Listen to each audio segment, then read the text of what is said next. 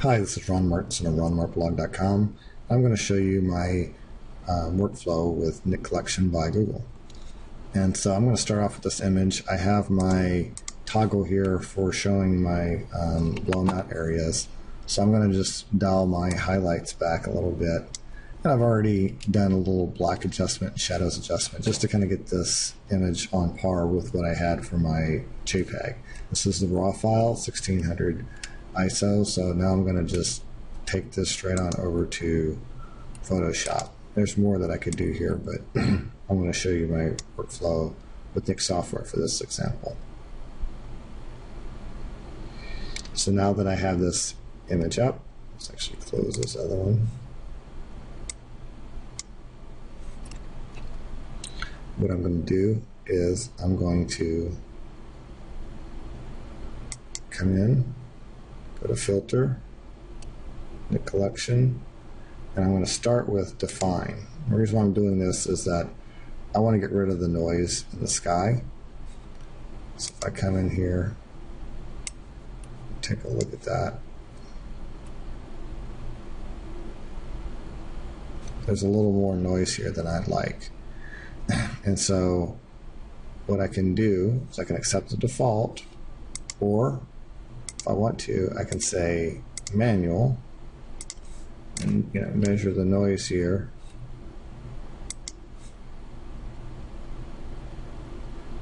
And what that will do is, in this area that it knows that I want to reduce noise in, it'll be a little bit more aggressive with it. And if I want to furthermore control how it did it, I can use these features here. So if I come back and I'll zoom out, I can see my before and after, and up close you already saw the before and after and the noise. So it didn't soften my image, so I'm satisfied with that. So I'm going to just click OK. So I've started with noise reduction first using Dfine. Now that that's completed, I'm going to go to Viveza. Now in Viveza, I can press F to get full screen, and then I'm going to work on this little hot spot here. I'm going to put a point on it, and I'm going to try to bring the brightness down for that a little bit. Now also I want to only work on this one area. So the way I see what's being impacted is I just click on this little thing here to show what the selection, or excuse me, what the viewpoint control is doing. And I'm just bringing the brightness down a little bit. Now sometimes that'll have a little weird effect, so you got to kind of figure out how much you want to go. This area is overblown. If I really, really wanted to fight with it, I could, do some, multi-layer processing with the raw file to try to bring that back. But this has got light shining on it, so it's supposed to have light. I'm not going to fight it too much. Sometimes when you make it a little darker, it saturates a little bit. Sometimes you can desaturate to kind of get rid of that kind of extra orange that you get in something like this by using that functionality. I can also try to look at some areas and say, hey, maybe I want this door to be a little bit brighter. The shadow, I want to just kind of brighten it up a little bit. And so I'm going to come in and bring that up just a little bit. And then when I do that, I also want to adjust my contrast. You can see this makes it a little darker, a little brighter. So I'm going to make it a little bit darker just by touch. And I can see what the exact impact of that control is. It's useful just to click outside to deselect it, and then if I turn it on and off, you can see it's real subtle. Just brings in a little bit more detail in that area. That's what I wanted to do, a little bit more brightness. If I wanted to do more, I can always select it and come in, add more brightness, and adjust my shadows. And so as I hover over these, it shows me what each one of these are doing. I can say, okay, that's what that does, that's what that does, it's not what I want. So, and if I ever change my mind and say, you know what, I just don't want to use this one, I can turn it off, see what the impact is, or I can just actually go and delete it. Also have the ability to undo. So if I come through and hit reset, I can get this back to the way that I started and just dial this thing in the way I want it again. So bring up brightness a little bit. As I bring up the brightness, add a little bit of contrast. And I'm going to just do it in this little area here. And so now that I've got that, I can come in here in any other areas, like this area back here. I want to darken that down a little bit. And that, which you can see that does, turn this on and off. Oops, deselect that. I turn this on and off. It kind of darkens this and also darkens this area. I'm just trying to create a little bit more separation and kind of just dial this down just a little bit. Again, if I wanted to adjust the saturation based on what's happening there, I could do that. If I wanted to bring a little bit more separation between these objects, I could bring up the brightness a little bit. Move it however I want. If I wanted to kind of tone down what's happening at the edges here, I can click on that, bring down that brightness. And so I'll just go through and kind of look at various areas and decide, hey, what do I really want to do with this? So these guys, I'm just going to select a few areas and just kind of calm down some of these really bright lights. And so when I'm done, let me actually come here too on the grass. And down here, I could make it really dark, really bright.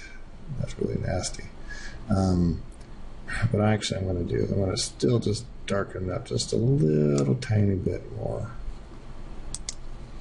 And so when I'm done, let's bring a little bit of detail back to this tree, just a little tiny bit. So you can see that gets it back all the way. I don't want it back all the way, but I want it just so you can kind of tell it's there. It's not all just black mush. And so now that I'm done, you can see the before and after. We did a lot of really complicated things.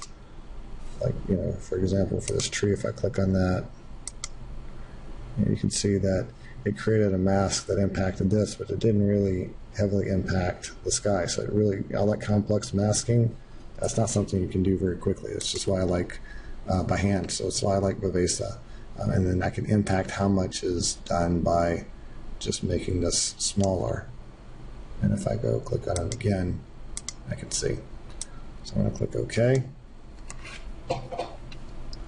Let Viveza go do its thing.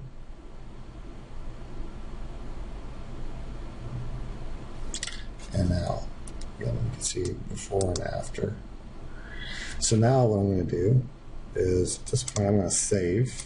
And because I'm CS6, I can keep working while I'm saving. So I'm going to go Knit Collection, and I'm going to go to my good old friend Color Efex Pro.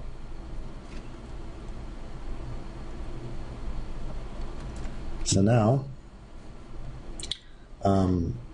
in this particular image, there's lots of interesting things I can do. I can come into Pro Contrast, play around with my dynamic contrast if I really wanted to kind of bring some of that detail back. I don't really want to do that in this image, but I just wanted to show some interesting things you can do with that. But for this one, I'm not actually going to do a whole heck of a lot. Sometimes I might play around with brilliance and warmth on some images and see what adding a little warmth does. And so, for this one, you see it gives a little bit more brown to the doors, which I like. If I only wanted to do that warmth, let's just amp it up a whole lot. If I only wanted to do that to a certain area, I could click on a positive control point. Now the whole image doesn't have the effect, only this one single control point that I've done here has the effect. A lot of people don't realize that. So if I click on this little guy here to show what's being impacted, all these areas that aren't black are getting some of that warmth.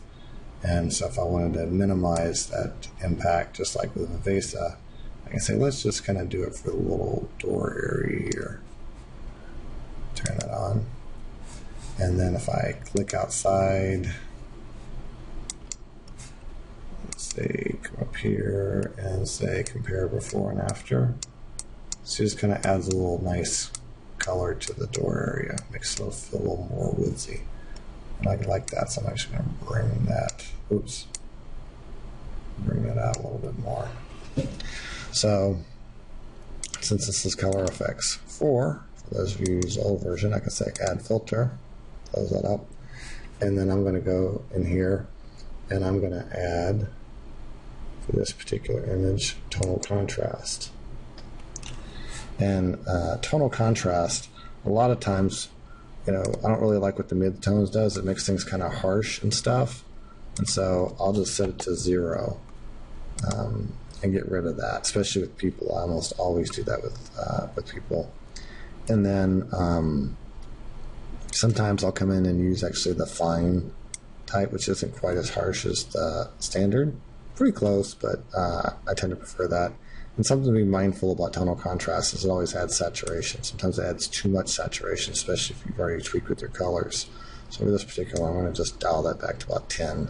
And so you can see it before and after. And this is kind of like Punch in Lightroom. It just kind of adds a little bit more detail, almost like sharpening into the midtones and stuff.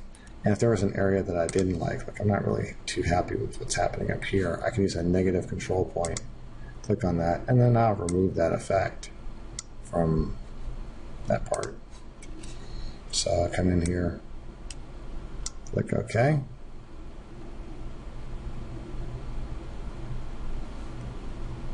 Give it a few seconds. Since we've applied 2 filters, it actually takes twice as long because it's having to do 2 things. And then now that that's completed, I kind of felt like it was too much. I could always reduce my opacity, but I'm going to leave that one alone. Next step in my workflow here is that I'm going to go ahead and sharpen this guy. And Lightroom does pre-sharpening, so I don't usually do pre-sharpening using Nik. I just do the output sharpener. And this is your essentially your creative sharpening. And in theory, you're supposed to come in and be at 100% when you do your sharpening. And I can see that if I kick up my structure, what that does. And what I do with a lot of these is I'll just kind of drag them real far and see what happens. It's like, okay, I like that. That does. See what focus does, which we don't really need in something like this, but just drag them and kind of go, okay, that feels about right. So for this particular one, I'm actually going to bring up the local contrast a little bit, and then I'm going to bring up the structure a little bit. And I have my typeset for display here. And then adaptive sharpening is kind of like the mask feature in Lightroom. So you can see if I set this to 0, there's no sharpening, and then as I bring it on, I do 100%, it's going to apply sharpening to everything. If I bring this down, what you notice is that it's adding sharpening to the edges, but it's kind of taking it away from the textured areas. So that way I can avoid getting too much sharpening here in the door texture. Actually, I want a little bit. That looks like noise to us here, but in the actual image it'll feel like sharpening. So I'm okay with having a little bit of texture there. So I'm going to click OK. And I've done what I consider to be creative sharpening there. If I were going to print this image, I would actually come in and go to Output Sharpen. Oh, that's really crunchy. Back off here. And I would choose my print type, like inkjet. And I would choose my paper type, like glossy or luster, and then the resolution of my printer. And I generally accept the defaults for those, click OK, boom. It's going to look a little bit over sharpened for the screen, but when you print it, it's going to be fine. And so that's my basic workflow on this particular image. You can see that before and after, before and after.